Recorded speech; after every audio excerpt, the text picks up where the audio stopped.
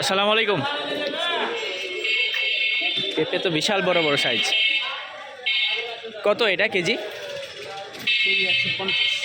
150 টাকা কেজি। এই পেঁপের জাতের নাম কি? থাইল্যান্ডের।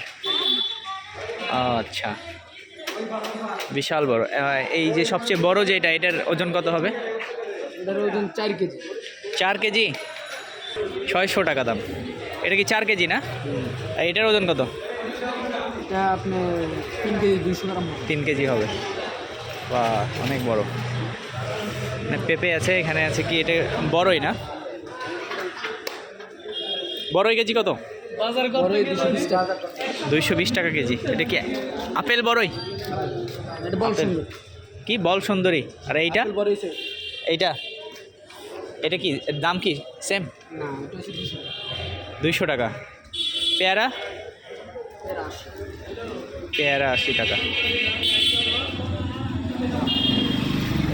এই পেঁপেটা অনেক বড়, থাই পেঁপে।